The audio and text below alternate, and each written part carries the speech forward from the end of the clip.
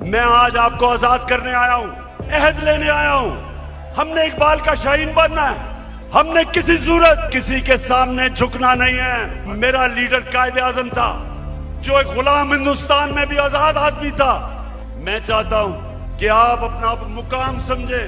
قرآن میں اللہ کہتا ہے میں نے انسان کو اشرف المخلوقات بنایا، سب سے عظیم مخلوق۔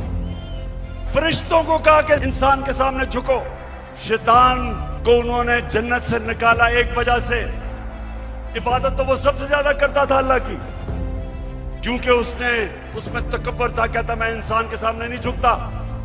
اور اللہ نے اسے کہا کہ تمہیں بھی اندازہ نہیں کہ میں نے اس کو کیا صلاحیتیں دی ہیں۔ اور قرآن میں پھر یہ بھی ہے جب انسان اوپر جاتا ہے تو فرشتوں کے اس سے اوپر چلا جاتا ہے، لیکن جب وہ گرتا ہے جانوروں سے نیچے گر جاتا ہے۔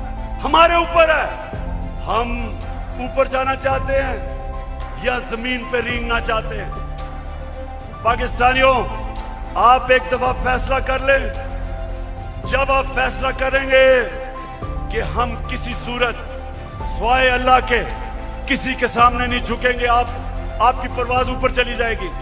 جس دن لا الہ الا اللہ کا مطلب آپ سمجھ گئے، آپ کی زنجیریں ٹوٹ جائیں گی۔ یہ جو غلامی کی زنجیروں میں ہمیں ڈالنا چاہتے ہیں ٹوٹ جائیں گی، اب سب اٹھ جائیں گے۔ 22 کروڑ لوگ ہیں، لیکن یہ چور اور ڈاکو، پیسے کے غلام، اگر یہ آپ کے اوپر بیٹھے رہے، یہ ملک کبھی آگے نہیں بڑھے گا بلکہ نیچے جائے گا۔